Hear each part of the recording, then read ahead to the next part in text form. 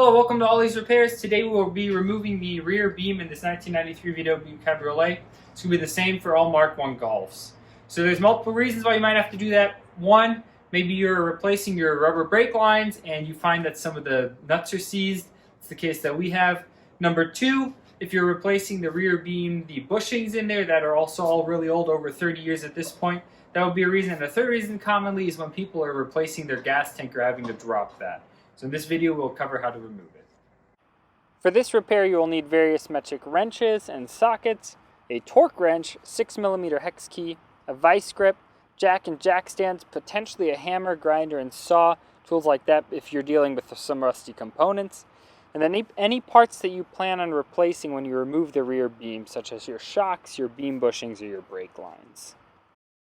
To remove the rear beam, you have to either remove the handbrake cables here inside the vehicle or at the drum brakes. I'm going to remove them from in here. You're going to need two 10mm wrenches to crack loose this double nut system right here.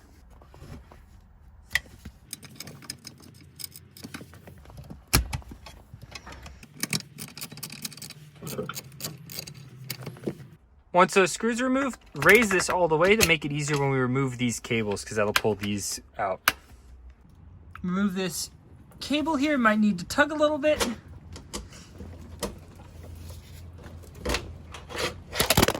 Before we get too crazy, we need to make sure that the vehicle's jacked up and supported on the rear mounts.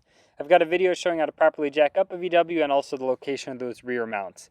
Then with your hydraulic jack, kind of how I have shown here, you're going to need to support the rear beam because our next step is going to be removing the rear beam mounts. Loosen or remove your handbrake cable here.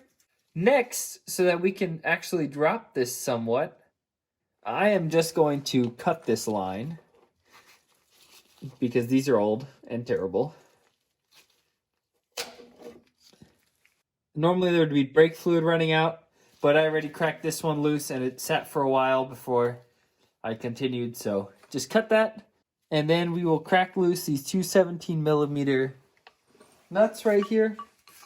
I will use an air impact for that.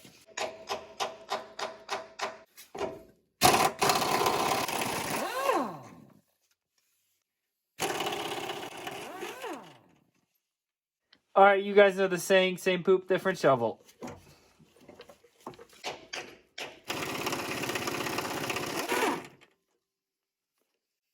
Okay, so we have two screws left, and these are the ones that mount the shock. So you can either remove it at the bottom or at the top in the trunk.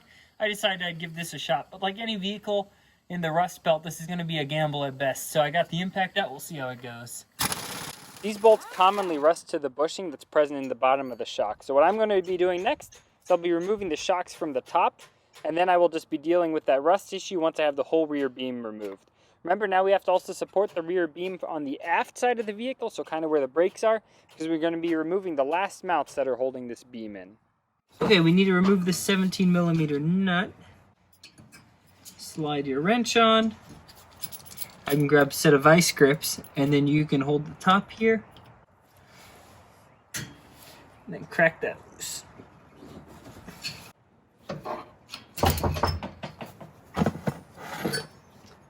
Alright, and carefully remove this and set it aside. Repeat the same for the other side.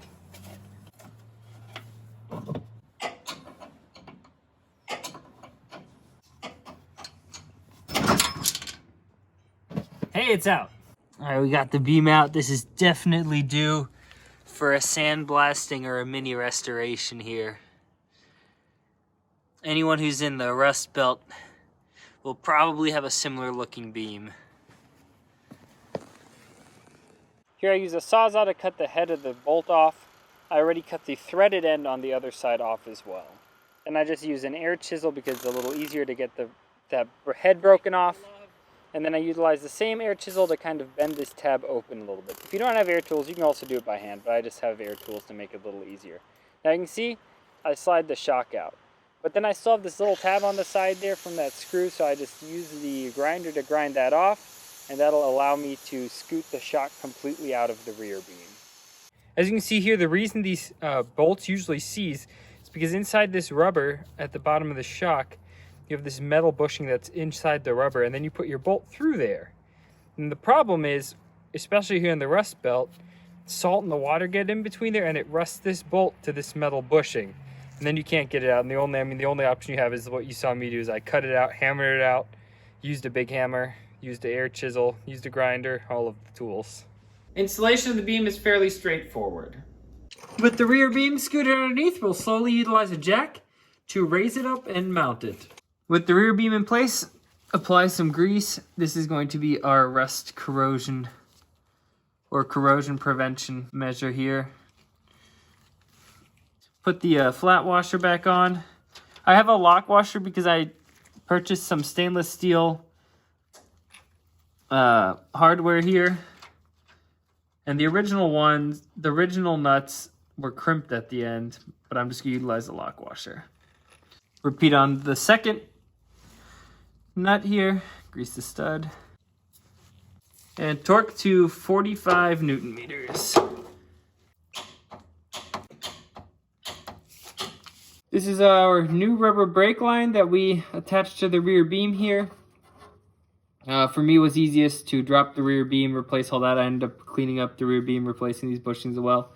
But it now has to be attached here back on this metal line again. So the easiest way to do that, just grab the line carefully,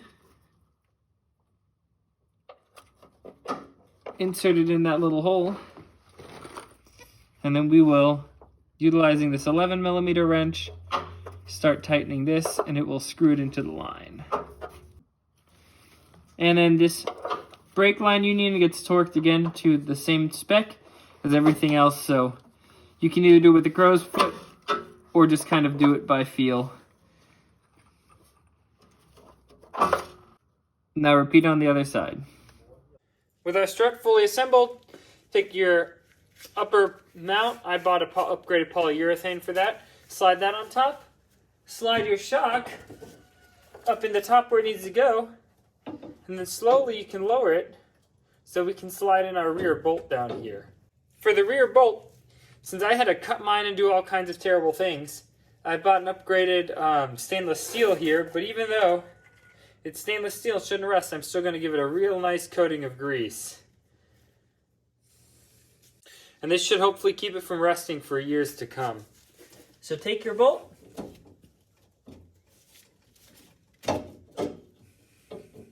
slide your shock in, and slide your bolt right on through.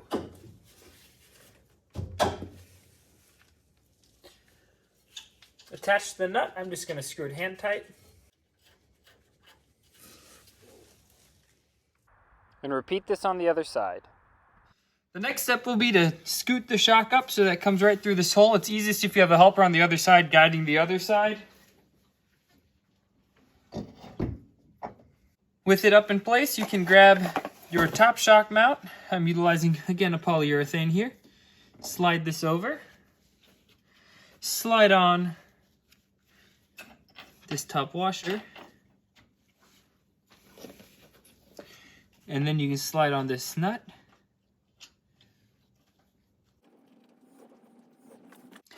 I couldn't figure out a way to torque this and get a wrench on there, so what I'm going to do is just tighten it.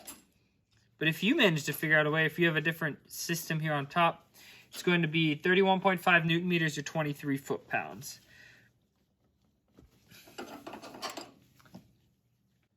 Then don't forget your black cap that you removed, this little rubber one.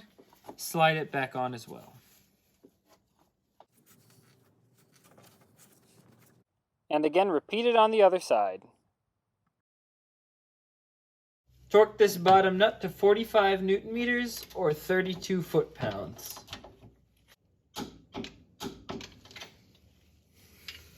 Then we'll be attaching this handbrake cable to this little tab here.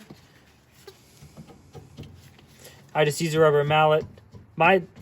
This tab was so rusted I actually ended up remaking it on this rear beam while I repainted it. There we go. Attaching this little hook. There's a chance if you look over here that there's also a little hook. That's why this little rubber stopper is here. I didn't have one and mine was so rusted, so I just don't have a hook right here. Don't forget to reattach and properly adjust your handbrake cables. I've got a video on how to do that as well. Whatever reason you end up removing your rear beam, make sure that you double check all those spots that you were working on again to make sure that everything's in good working order, and then you torqued everything properly so that nothing comes off when you start driving down the road at high speeds. Thanks for watching another episode of Ollie's Repairs. Hopefully you enjoyed the video. If you did, please like, subscribe, and comment for more.